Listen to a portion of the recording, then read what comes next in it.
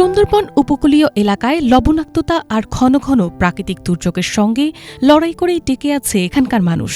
প্রায় ২,০০০ বর্গমিটার আয়তনের এই উপজেলায় ৩ লাখেরও বেশি মানুষের বসবাস। আইলা ও সিডরের মতো ঘূর্ণিঝড়ের আঘাতে বহুবার বিপর্যস্ত হয়েছে এই জনপদ। তবে জলবায়ু ঝুঁকিপূর্ণ সাতক্ষীরার শ্যামনগরে উপকূলীয় এলাকায় বনায়ন কর্মসূচিতে কাজ করে আজ বদলে যাচ্ছে প্রান্তিক নারীদের জীবন। লবণাক্ত জমি আর নদী ভাঙনের চ্যালেঞ্জ মোকাবেলা করে নতুনভাবে ঘুরে দাঁড়াচ্ছে উপকূলের মানুষ। ভাঙন কবল নদীর চরে বনায়ন কর্মসূচি তৈরি করেছে বিকল্প কর্মসংস্থানের সুযোগ। বিশেষ করে নারীদের জন্য এটি হয়ে উঠেছে নতুন সম্ভাবনার ক্ষেত্র। আমরা এই নদীতে কাঁকড়ির ভয়তে মাছ শাক মারতাম, পোনা মারতাম।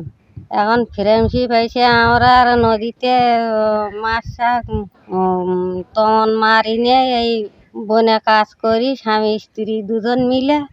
তাতে আমাদের ভালো সংসার চলে। আমি বিভিন্ন প্রশিক্ষণ পাইছি ফ্রেন্ডশিপ থেকে, চারার উপরে কিভাবে নার্সারি করতে হয় এই গুলো না পেয়ে আরও বন বিভাগ থেকে পাইছি প্রশিক্ষণ পেয়ে আমি এই ফেলানো জায়গায় নদীর চরে আমি একটা নার্সারি করছি। আমরা 3 জন শেয়ারে।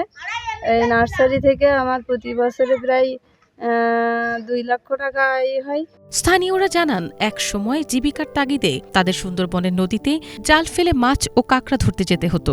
সেখানে কুমির ও বাঘের ঝুঁকি নিয়ে কাজ করাই ছিল নিত্যদিনের বাস্তবতা। এখন সেই ঝুঁকিপূর্ণ পথ থেকে সরে এসে নদীর চরে কেওড়া, বাইন, করান সহ বিভিন্ন প্রজাতির গাছের চারা রোপণ করে গড়ে তোলা হচ্ছে নতুন বনভূমি। আসার থেকে আমরা খুব সুস্থ আছি।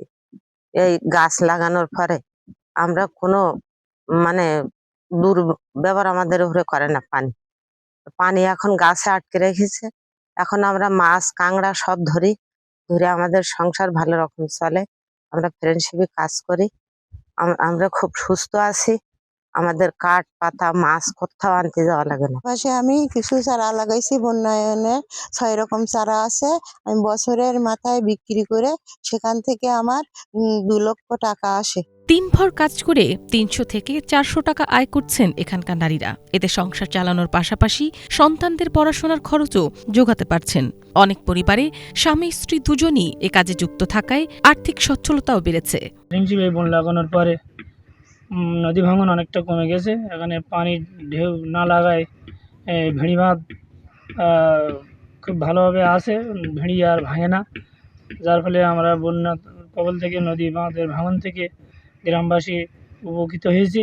বেসরকারি উন্নয়ন সংস্থা ফ্রেন্ডশিপ ও সুশীলিন সহ বেশ কয়েকটি উন্নয়ন সংস্থার উদ্যোগে সাতক্ষীরা ও খুলনার কয়েকটি উপজেলার চর এলাকায় ইতোমধ্যে শত শত হেক্টর জমিতে ম্যানগ্রোভ বনায়ন করা হয়েছে। এতে একদিকে যেমন বেড়িবাঁধ ও নদী ভাঙন থেকে উপকূল রক্ষা পাচ্ছে, অন্যদিকে তৈরি হচ্ছে নতুন কর্মসংস্থান। 305 হেক্টর জায়গায় ম্যানগ্রোভ প্লান্টেশন সম্পন্ন হয়েছে। এর মাধ্যমে আমরা 9,21,000 চারা রোপণ করেছি, যার ফলশ্রুতিতে প্রায় 81 কিলোমিটারের মতো আমাদের বেড়িবাঁধ রক্ষা পেয়েছে।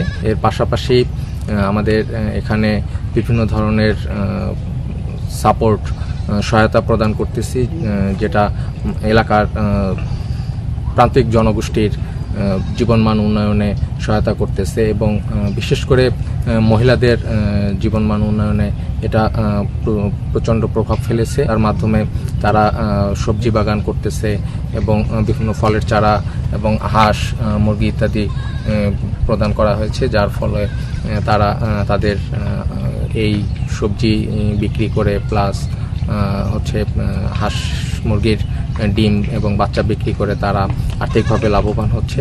প্রকৃতির সঙ্গে লড়াই করে টিকে থাকা উপকূলের মানুষের জীবনে বনায়ন এখন শুধু পরিবেশ রক্ষার উদ্যোগ নয়, বরং নতুন সম্ভাবনারও নাম। Banglavision news desk.